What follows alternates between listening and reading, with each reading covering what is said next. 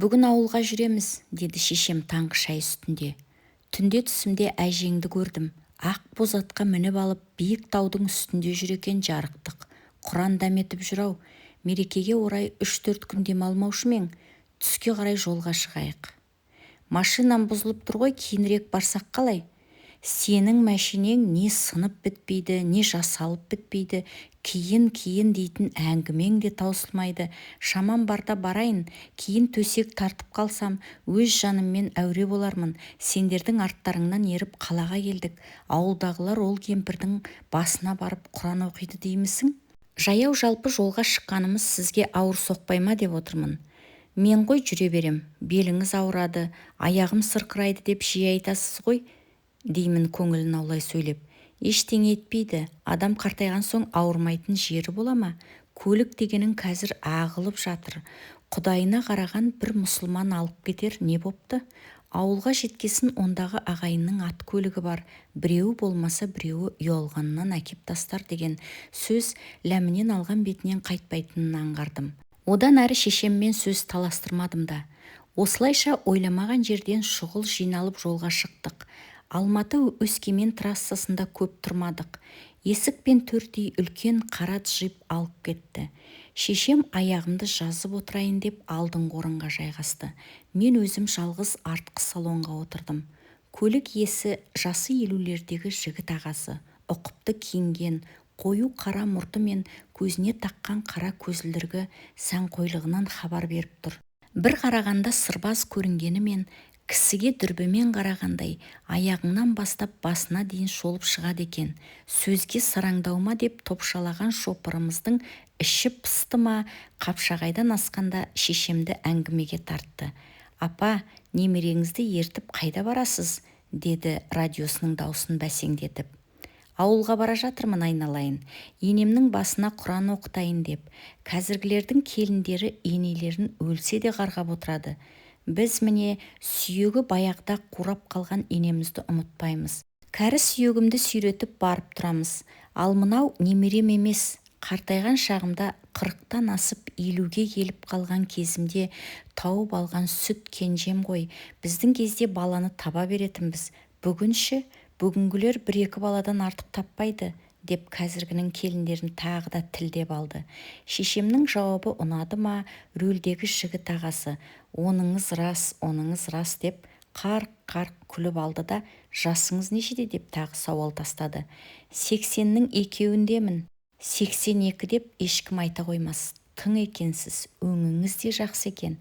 Өзіңді өзің күтсең, балалардың қызығын көріп ортасында жүресің. Біз сәбет кезінің адамдарымыз. Ол заманда қатыны бар, еркегі бар, бәрі іште емес пе? Менің аталарым діндар адамдар еді. Атеист болып өссек те сайтан суға жоламадық. 10 құрсақ көтердім. Жұмыс жасамай баламен отырдым. Ене көрмедім. Енем өзіме келін болды. Жарықтық жақсы адам еді. Әмбе шалым да жақсы тапты. Өмір бақи сапқоздың бас бетбірәші болды. Күтімім жаман болған жоқ деп барып тоқтады. Совет үкіметін құртқан сіздер екенсіздер ғой. Партияның малын жеп, тауысып деп шешемнің сұхбаттасушысы тағы да қарқылдай күліп әзілдегендей болды. Сен де айтасың-ау, қарағым. Ол совет үкіметінің адамға адам етін жегізіп еді ғой. Сосын қойын жегізді. Сөздің шыны керек, оның өзін ұрлап жырлап жедік деп шешем бұл жолы жақтырыңқырамай жауап қатты. Анамның ашушаң мінезін жақсы білетін мен әңгіменің ауаны мүлдем басқа жаққа бұрылса екен деп іштей тілей бастадым. Екеуінің әңгімесі аздаған пікірталастан кейін барып жарасып кетті. Көлік жүргізушісі сөйлесе келе шешемнің бауыры болып шықты. Ол да Малқар руынан екен. Шешем Лепсі мен Балқаш көлінің арасын жайлаған көтен тәуіп жайлы білгенін баяндады. Менің аяқ асты табылған Малқар нағашым бастапқыдай сөз таластыруын қойған, қарқылдауын тыйып сөз тыңдауға көшкен. Шешемнің әңгімесі жалаңаш әулиемен аяқталған жоқ. Бақалы жұртын билеген Мұсабек бидің ұрпағы екенін айтып, сол атасының құтты келіні болған, басқан бойындағы ел ақ апа атап кеткен өз әжесі жайлы тағы бір ұзақ әңгіменің шетін шығарды. Әдетте жасы ұлғайған қарт адам өткен-кеткен өмірін жиі есіне алып отырады. Сондықтан шешейдің сан тыңдаған әңгімесі маған қызықсыз. Мен өз әжем жайлы ойға шомдым. Аузың бір қорғамай қойды ғой, алқаш. Лай суды ішіп, көзің лайланады да тұрады, лайланады да тұрады. Атауыңды шүкір-ай, үйдегінің бәрін тасып біттің ғой. Осылайша шырт ұйқыда жатқан бізді әкемді алқаштың астына алған шешемнің айғайы оятып жіберді. Не болғанын түсінбей қалған 6 жасар әпкемнің қызы Фарида көзін тырнап ашып апасының қасына келді. Мен өз бөлмемнен шықпай есік алдында тұрмын. Әкемнің сөйлеуге мұршасы әрең келді. «Әй қатын, жолдан былай тұр, әлде құятын бірдемең бар ма?» дейді. Шешем шаптыға түсті. «Анау орыс қатындарыңа бар, солар құятын шығар. Ел ішерге ас, киерге киім таппай жүрсе, сенікі не бітпейтін жетім қыздың тойы». Шыдамы таусылса керек, өз бөлмесінен әжем шығып, әкем мен шешемді сабырға шақырды. «Балалардың мазасын алмаңдар, жатыңдар. Әй Нұржамал, күйеуің ішіп келгенін бірінші рет көріп тұрған жоқ шығарсың. Болды, ашуыңды қой». «Қойыңызшы апа». Әжем шешемнің сөзін естімегендей болып, «Тауқан, сен де жата ғой» деп әкемнің аяқ киімін шеше бастады. Теңселіп әрең тұрған әкем шешеме бір қарайды, әжеме бір қарайды. Анам жата қоймады. «Неге жатыңдар, жатыңдар дей бересіз? Тауқанға арақты ғой дегеннің орнына балалардың мазасын алмаңдар дейсіз. Мен алып жатқандай. Көрсін әкелерінің алқаш екенін, қайта жиіркеніп өсіп, кейін ауыздарына алмайтын болады». Әжем сабырлы кейіпте: «Жамалжан, қоя ғой деумен болды». «Қой деп аузымды жаба бермеші, әй кемпір. Сенің асыраған балаң, бір балаңа жөнді тәрбие бере алмағансың, қақпас» деп айғай салды. Аяғынан әрең тұрған әкем есін лезде жинап: «Әй қатын, не оттап тұрсың? Менің шешеммен қалай сөйлесесің?» деп зілденді. «Қайдағы шешең? Шешең баяғыда өліп қалған. Бұл із тілеудің ойнасы. Ойнас оттан ыстық, одан қалса боқтан сасық деген осы. Ойнас емей, кім бұл кемпір?» Тоқалым десе қартайған шағыңда әкең қасына алар еді ғой. Енді бұл кемпірді алжығанда мен қарауым керек. Қазірдің өзінде қойған затын таппай жарты күн жүреді. Ертең төсек тартып жатып қалса, шешем деп қарағаныңды көрем деп тіптен шытынай түсті. Бұл жолы әжем ләм деп ауыз ашқан жоқ. Өз бөлмесіне кіріп кетті. Әлгінде ғана үйге теңселіп, әрең келген әкем маған сауып кеткендей көрінді. Шарасыз күйге түскен, елеңдеп әжемнің бөлмесіне қарағыштай берді.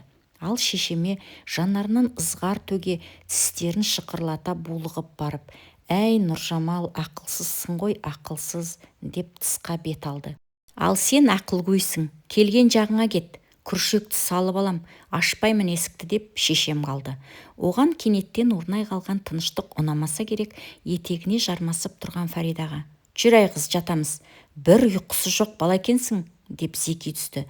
Фарида жазықты жандай жүзін жасыра: «Сигім келіп тұр» деді аузын шыбырлатып. «Өй шыжың келгір» деп жиенін сыртқа жетелей. Көзі сықсиып: «Ау, маған анау зиядаш қатын жақсы болса тартпас еді ғой» деп ұрсып барады. Зиядаш деген ең үлкен әпкемнің енесі, құдағиымыз еді. Осы сәтті пайдаланып, мен әжемнің бөлмесіне кіріп кеттім. Еңбектеп барып, қарт шешем жатқан төсектің астына кіріп жайғасып алдым. Түзге шыққандар көп айналмай үйге қайта кірді де, асханада сәл аялдап орындарына барып жатып қалды. Үйде қайтадан өлі тыныштық орнады. Ал менің ұйқым келер емес. Төсектің астында екі тіземді құшақтап, әр нәрсені бір ойлап жатырмын. Әжем шынында да төсек тартып жатып қалама.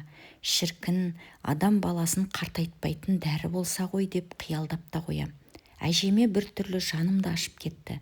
Адамның берекесін алатын арақты кім ойлап тапты екен деп өз-өзіме сұрақ та қойып қоям. Осылай отырып көзім ілініп кетіпті. Әжемнің «Қараш, орныңа барып жата ғой» деген сөзінен оянып кеттім. Мен жоқпын дегендей жауап қатпадым. Өз төсегіме барып жатқым келмеді. «Қараш, аяғыңнан сыз өтеді енді. Құлыным, бар жата ғой.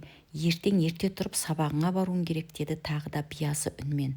Мен демімді ішіме тартып тағы да үн қатқаным жоқ. Сәл үнсіздіктен барып әжем, «Қанаш, келе ғой қасыма, ауырып қаласың», деп айтып болғанша әжемнің қойнына қалай кіріп кеткенімді өзім де білмей қалдым.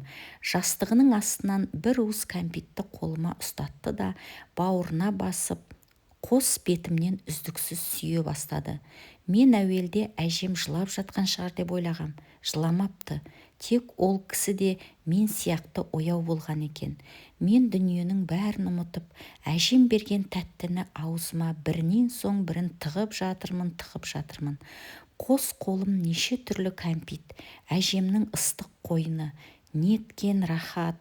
Әжем, «Асықпай же, Қанаш, асықпай же», деп жұмсақ алақанымен басымнан сипап, «Құрсағыма бітпесең де құшағыма біткен баламсың», деп қайталай берді. Ол кезде мен бұл сөздің мағынасын еш түсінгенім жоқ.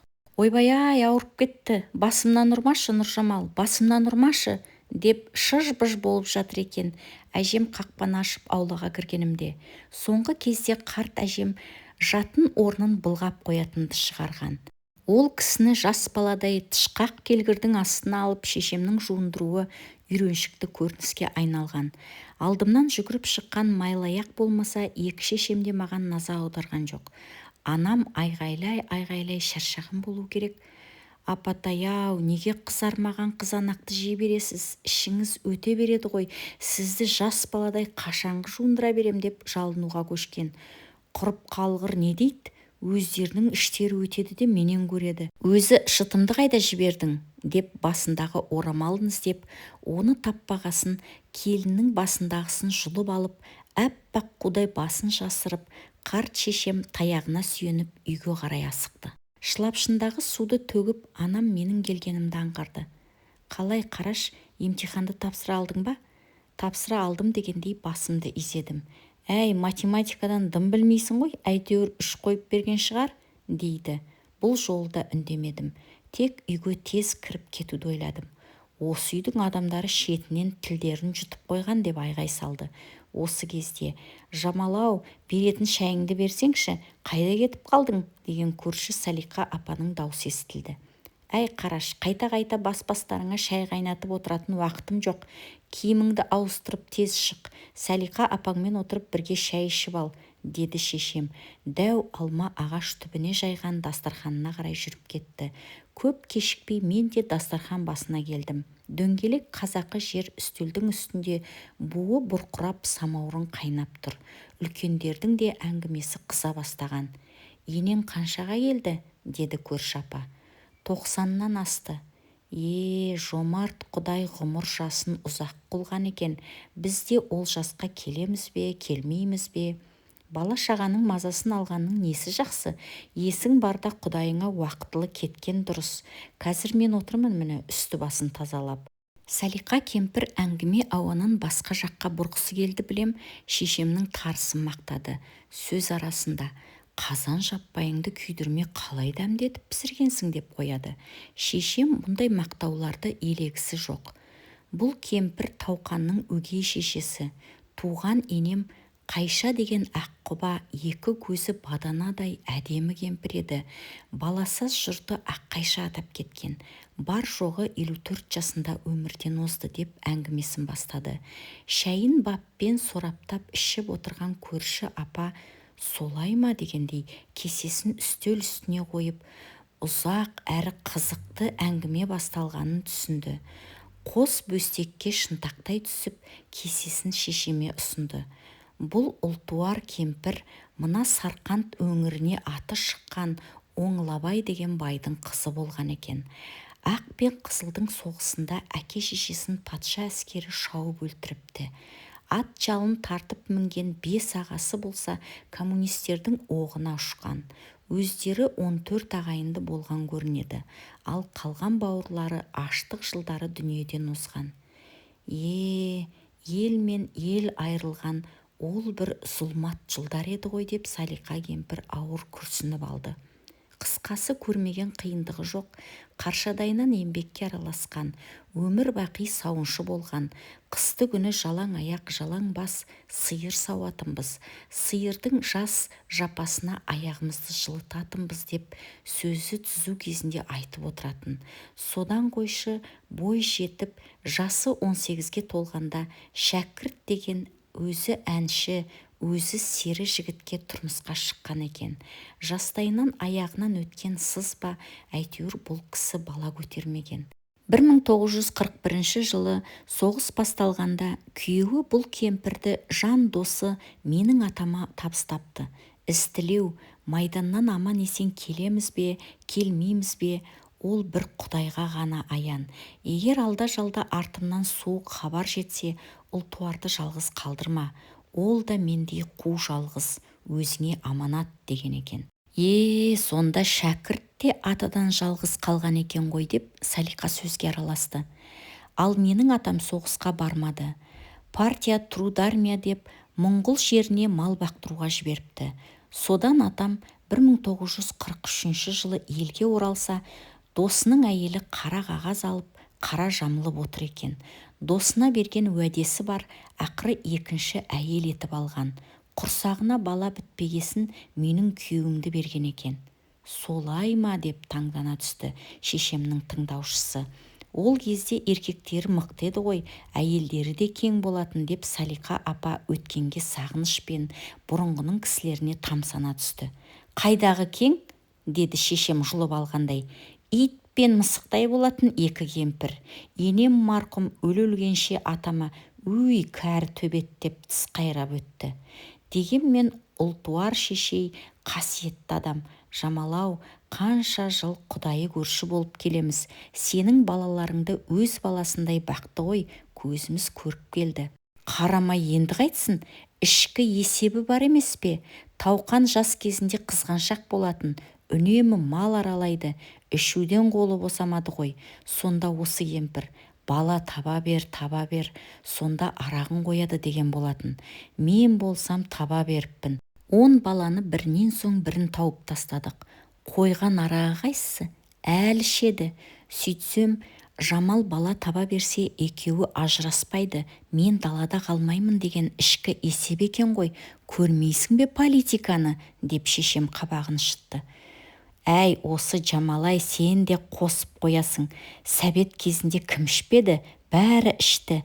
Қайта сенің мінезіңе шыдаған менің қайным алтын. Айтқаныңнан шықпайтын жұп-жуас байға риза болсаңшы деп Салиқа апай күлгендей болды. Қатқаныңның қу басы жуас, сыртқа момақан көрінгенімен үйде бәріміздің аяғымызды бір етікке тығады дей бергенде мен шайыма қақалып қалдым. Бағанадан бері екеуі ара сөйлесіп отырған анам мен көрші апа мынау қайдан келді дегендей маған жалт қарады.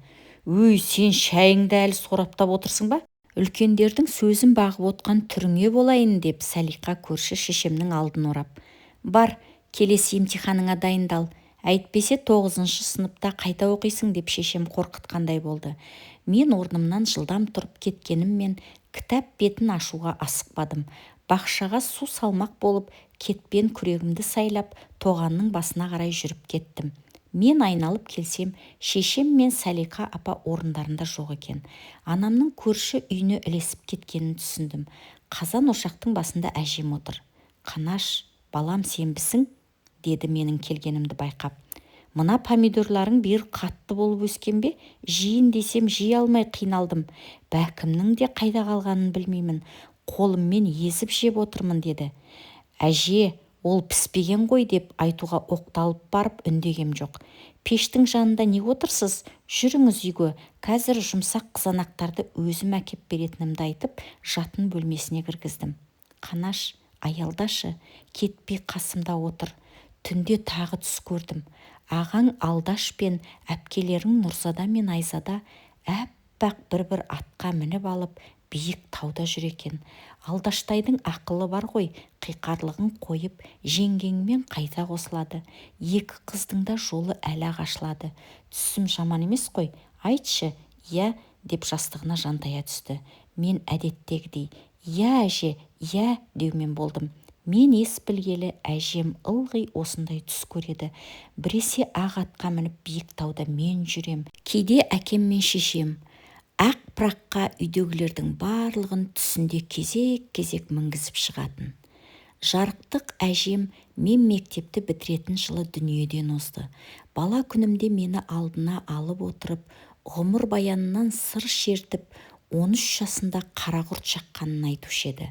Сол кезде ем-дом жасаған татар молда, осыдан тірі қалсаң 100 жасайсың деген екен. Кейуана 95 жасқа қараған шағында мәңгілік сапарға аттанды. 100 жас дегені болды. Марқұм қайтыс болардың алдында бар жоғы 2-3 күн қиналды. 3-ші күні таң сәріде бізбен қоштасты. Әжемнің 2 күн 2 түн қасында болған көрші ақсақал Баймолда барлығымызды төсекте таңылып жатқан қарт ананың жанына шақырды. Тілі байланған, алайда көзінде әлі нұр бар. Баймолда ата әкеме жақында дегендей белгі берді. Әкем еңкейіп, маңдайын тосып ұзақ ескетті. Кезек шешеме келді. Апа, кешіріңіз, менің тілім жаман ғой, тілім деп. Жанары жасқа толып, даусы дір-дір етіп, сүйегі мен терісі қалған саусақтарын әрең қимылдатып, әжем шешемнің басынан сипады, маңдайынан сүйді. Жылама дегендей көзінің жасын сүрткендей болды. Ақырғы күшін жиып, басын сәл көтергендей болып, әлде біреуді іздегендей көзімен маңайды шолып шықты. Мақсұт пен Нұрзада, Айзада келіп қалатын уақытта болды, деді шешем, үлкен ағам мен әпкелеріме хабар бергенін баяндап. Әжем ол үшеуін бауырына басып өсірген еді, және 10 немересінің ішінде соларды жақсы көретін. Сол сәтте үлкен 3 немересін көргісі келсе керек. Сосын барып ең соңында маған қарады. Қасына бармақ болып ем, демін ішіне тартып, ауыр күрсіне бастады. Әрі қарай не болғанын түсінбей де қалдым. Баймолда қарт бізді тездетіп сыртқа шығарып жіберді. Сәлден соң шешем дауыс шығарды. Мен шешемнің бұрын соңды бүйтіп бордай езілгенін көрмеген едім. Мінезі қатал, адуынды анамның жер бауырлап жылағанына таң қалдым. Жасына ие бола алмай, жас баладай дәрменсіз күйге еніп, өксігенде өзегіңді өртеп жіберетіндей. Берекеміз едің, ырыс құтымыз едің, кешір апа мені, кешір, тілім ашты ғой тілім, деген даусы далаға естіліп жатты. Әрі қарай, төрге де сандық қояйын, төр жапсарын ояйын, төредей болған апам-ау, орныңа кімді қояйын, есіктің алды күркеме, күркеден атым үркеме, кешегі жүрген апамды топырақ бетін бүркеме, деп жоқтауын бастап кетті. Жылай-жылай қол-аяғы тартылып, ыстығы көтеріліп ауырып қалды. Еңсесі түсіп, әжемнің 40 өткенше дел-сал күйде жүрген еді. Ал әкемнің көзінен жас та шыққан жоқ. Сол томаға тұйық қалпында ауыр қазаны қабыл алды. Үйге көрші қолаң ағылып, кісі қарасы көбейе бастады. Әкем бастаған 3-4 еркек малдың қамына кірісті. Енді біреулері қазан ошақ орната бастады. Әйелдер жағы өз шаруаларын бастап кетті. Көрші аудандағы ағайын туыстың басы да кеп жатты. Жұрттың ең соңы болып Мақсұт ағам мен Нұрзада, Айзада әпкелерім де жетті. Көршінің жуас жирен құнанын желдіртіп, қабіршілерге түскі астарын апара жатырмын. Желтоқсанның жез тырнақ желі бетті тырнай соғады. Көктегі аз бұлт күннің бетін көлегейлегенімен дала ызғарлы. Баймолда ақсақалдың айтуынша, әжем сүйегімді шәкірттің қыстауына апарып қойыңдар деген екен. Бұны естігенде Салика бастаған ауыл кемпірлері бақсының моласындай жападан жалғыз ел аяғы барудан қалған қыстауда жатама деп уәж айтқандай болып еді. Алайда әкем шешесінің соңғы тілегіне қарсы шыға алмады. Бұрынғы Қызылбел совхозына қарасты біз тұратын сиыр фермасынан 1-2 шақырым қашықтықтағы шәкірт қыстауына қоятын болып шешті. Үйдегілер тамақ суып қалады, тезірек бар дегесін аттың терін аямадым. Дәу сайдың аузындағы ескі қыстаққа жеткенше 7 қабыршы терлеп тепшіп қазған топырақты сыртқа шығарып жатыр екен. Мені көрген олар тамақтануға қамданып, күректерін тастап, теріміз қатпасын деді ме, тондарын жамыла бастады. Ассалаумағалейкум. Уағалейкумассалам. Қалайсың, Қараш? Бар бол, бала. Жұрттан бұрын жаныма жеткен сыпсың Сатай қоржынға қол созып. Қандай тамақ? Деді маған ыржия қарап. Ет. Жылқының еті ме?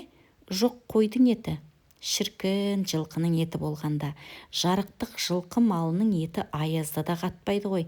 Келіңдер, жігіттер, ас қатпай тұрғанда жеп алайық, деді Сатай.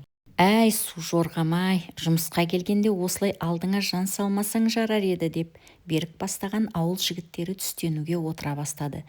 Мен де аттан түсіп қабіршілердің қасына жайғастым.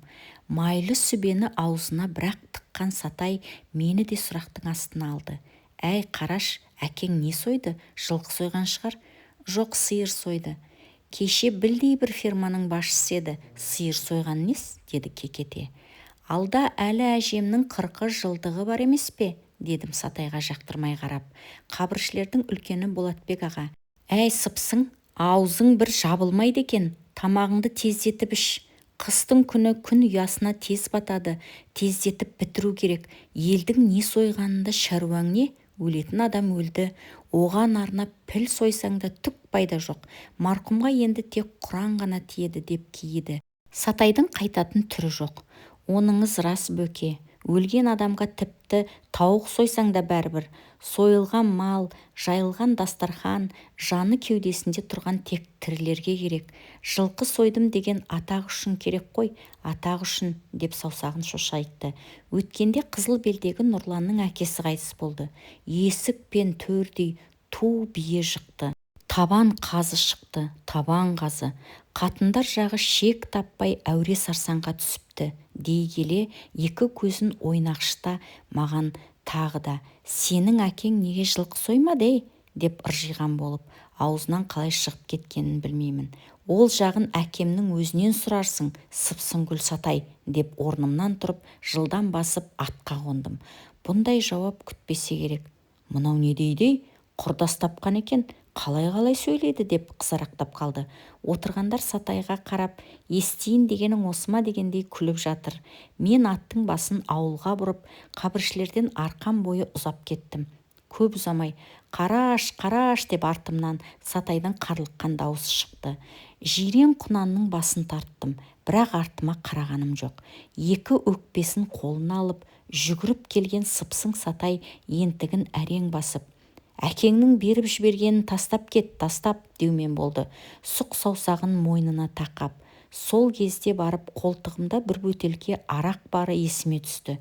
Ақ бөтелкені сыртқа жарқыратып алып шыққаныммен етігімнің қонышына дереу қыстыра салдым.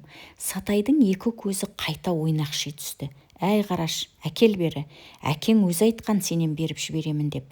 Бұлсыз болмайды, өзің көріп тұрсың ғой, күн тіптен суытып барады. Әрбірден соң мені жалғыз ішеді дейсің бе? Ана жақта бөкең бастаған үлкендер күтіп отыр. Немене, менің сөзіме ренжіп қалдың ба? Әкең маған жезде болып келеді, сен маған жиенсің, деді аузына тимей. Бұдан әрі жалындырғым келмеді. Мә, деп арақты қарға лақтырып салдым да тебініп жүріп кеттім. Қолға берсе қайтеді? Өй, әкең, әжесін мен өлтіргендей неменеге маған бұл қан талқан болады, деп міңгірлеген Сатай артта қала берді. Әжемді жерлейтін күні үйдің іші сырты кісіге толды. Жыл 12 ай тоқтаусыз соғатын жел сабырға келгендей. Күннің көзі де шыққан. Көрші қолаңмен отын су даярлап жүрген мені Нұрзада әпкем жаурап ауырып қаласың деп үйге кіргізіп алды. Іште Нұрланбек молда екеумізден басқасының бәрі әйелдер жағы. Барлығы әжем жатқан бөлмеге қарағыштай береді. Әуелде сүйекке 7 адам түседі. Кімнің түсетіні де белгіленген еді ғой. Жамалдың жалғыз өзінің жуындырып жатқаны қалай, деп сөз бастады. Шешемнің көрші ауданнан келген жеңгесі Нұрзада әпкеме сұраулы жүзбен қарап: үлкендер жағы сіздер білмесеңіздер мен қайдан білейін, деді әпкем.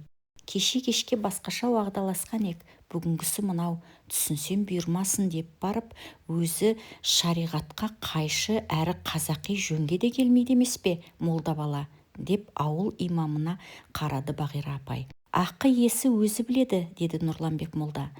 Ақы иесі Жамал емес, Тауқан емес пе? Аға енді қарсы болған жоқ қой. Секпіл бет қара сұр кемпірдің аузын баққан көп қатынның ортасында отырғысы келмеді ме, молда асығыс тысқа шығып кетті. 7 адамға 7 жағалы киімді беріп тастады. 5 адамға берсе де болар еді. Жыртысты да аямай үлестіріпті. Мына заманда тыраштанудың қажеті қанша? Әлі тұрмыс құрмаған қыздары бар. Қыздардың үлкені сенсің Нұрсада, шешеңе осыны айтатын жөнің бар емес пе? Деп Бағира апай енді әпкеме бұрылды. Нұрсада үндеген жоқ. Бағира-ау, қайын сіңілің байғұс кемпірге көрсетпегені жоқ қой. Құдайдан қорыққаны да, деді көрші Салика апа аздаған үнсіздіктен кейін. Сол кезде әпкемнің шешеме араша түскенін күттім бе, көзімнің астымен Нұрсадаға қарай бердім. Ал ол басын көтермеген күйі отыра берді. Тек Бағира кемпір, ұлтуар жарықтық жақсы адам еді ғой, деп қана қойды.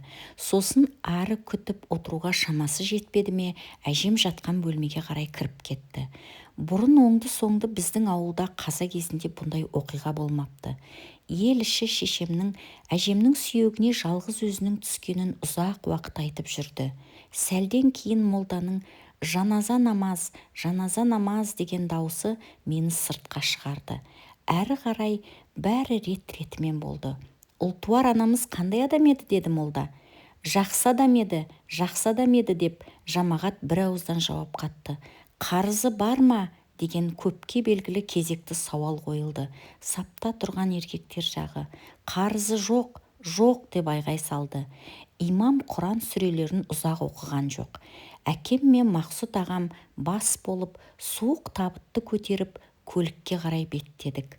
Әйелдер жағы дауыс шығара бастады. Әже, бізді қайда тастап кетіп барасың? Деп Нұрзада мен Айзада бастаған әпкелерімнің ащы дауыстары құлағыма жетті.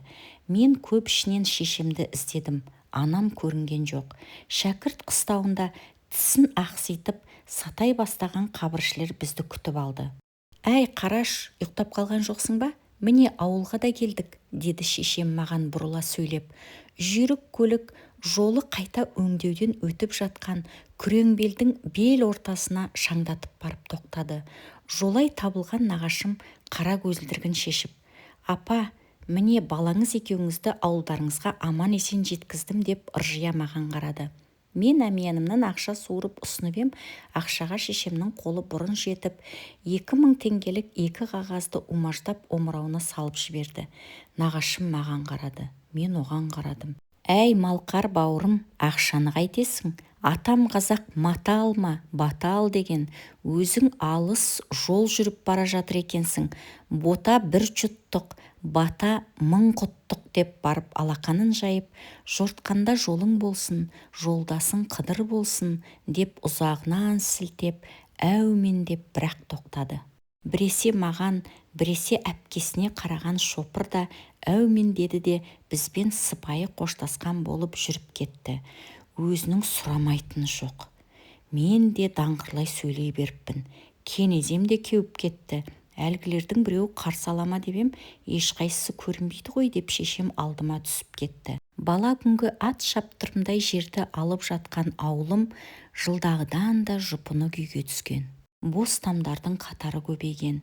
Күреңбелдің сұрықсыз жүзін алыстан тек қайың мен терегі жасырып тұр екен. Ертаудың бауырындағы шәкірт шалдың қыстауына көз тастадым. Бұрындары әжемнің қалқайып жатқан жалғыз зираты көзге ілікпеуші еді. Қазір ол жер баяғыда қалың қорымға айналған. Ескінің сөзін айтатын Баймолда ақсақал, көрші Салика кемпір бәрі сол жақта. Сыпсың Сатайдың да былтыр кенеттен көз жұмып, сол жаққа жамбасы тигенін естіген ем. Шәкірт қыстауындағылар бір қауым ел болыпты ғой, дедім шешемді қуып жетіп. Барлығымыз да сол жаққа барамыз деген анам таяғына сүйеніп молаларға қарап бетін сипады.